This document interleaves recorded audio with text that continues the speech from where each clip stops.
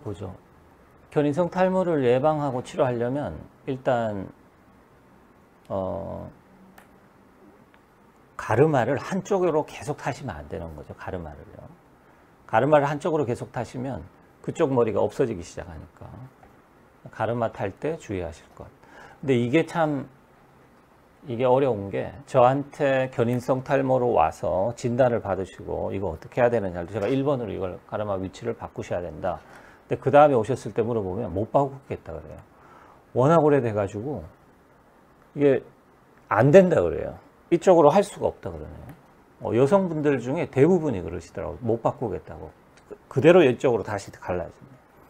그래서 제가 나중에 그분들의 나중에 수술을 해서 치료를 하는데, 수술을 할 때 보면 머리카락이 꽂혀 있는 바에 처음에 이렇게 나지 않습니까? 머리가 이렇게 어느 정도 각도는 있겠지만 그래도 위로 보고 일어나서 이렇게 기울어지는데, 그분들은 가르마 있는 데가 머리카락이 아예 처음부터 이렇게 나오고 있어요. 이건 이렇게 나오고, 어떻게 이렇게까지 이게 모낭의 위치가 이렇게 있던 게 이렇게까지 기울어지는지 모르겠는데, 장기간에 걸쳐서 이렇게 당겨지면 이렇게까지 되더라고요.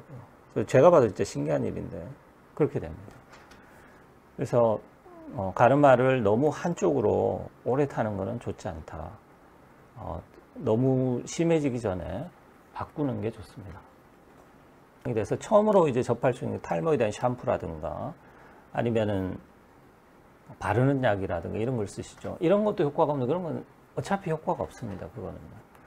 그래서 견인성 탈모의 진단이 중요한 이유는 뭐냐면, 그거를 진단을 받아야지 이런 엉뚱한 치료를 안 할 수 있기 때문이에요. 엉뚱한 치료를. 그렇지 않으면 이게 진짜 탈모인 줄 알고 막 온갖 치료를 다 할 수 있게 됩니다. 그건 시간과 비용을 낭비하게 되는 거죠. 제가 견인성 탈모를 가장 중요하게 생각하는 건 이 부분. 견인성 탈모가 뭐 심하거나 이대로 놔두면 큰일 난다 이런 게 아니고, 이게 그 여성 탈모나 남성 탈모를 오해를 해가지고 치료되지 않는 탈모증의 치료를 막 너무 열심히 한다는 거죠. 그래서 그 부분도 항상 생각해가면서 한번 보시기 바랍니다. 좋아요. 그 다음에 치료로 가면, 이 견인성 탈모는 아주 오랜 기간의 물리적인 힘에 의해서 변형이 온 거기 때문에 이게 일반적인 탈모 치료는 효과가 없습니다, 거의. 그래서 뭐 주사든 먹는 약이든 뭐 미녹시딜이든 프로페시약 뭐 물리치료 간에 다 효과가 없어요. 이런 마당에 대부분의 견인성 탈모를 경험하는 분들은 여기가 휑해지니까 걱정이 돼서 처음으로 이제 접할 수 있는 탈모에 대한 샴푸라든가 아니면은 바르는 약이라든가 이런 걸 쓰시죠. 이런 것도 효과가 없는, 그런 건 어차피 효과가 없습니다. 그거는. 그래서 견인성 탈모의 진단이 중요한 이유는 뭐냐면, 그거를 진단을 받아야지 이런 엉뚱한 치료를 안 할 수 있기 때문이에요.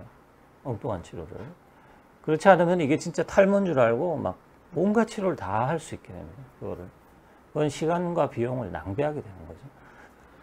그 다음에 너무 보기 싫어서 견인성 탈모로 진단을 받았습니다. 너무 보기 싫으면은 모발 이식 수술이 거의 유일한 해결책이에요. 수술 외에 배그조한 탈모 샴푸 약 효과 없습니다. 견인성 탈모에는 효과가 없어요. 견인성 탈모는 이미 변해버린 거기 때문에 그게 어떻게 돌아오거나 그렇게 되는 게 아닙니다. 예방은 가능하겠죠. 거기 이제 힘을 더 이상 가하지 않으면 예방, 더 이상 심해지지 않을 수는 있는데, 이미 빠진 머리는 돌아오지 않는다. 그게 견인성 탈모입니다. 그래서 견인성 탈모는 일단 이해를 하고 나면 일단 너무 걱정을 안 하게 되죠. 아, 이게 내가 걱정했던 그런 탈모가 아니구나. 일단 안심하게 되고, 그 다음에 내가 꼭 해야 되면 수술하면 되는 거예요. 꼭 해야 되면. 그러니까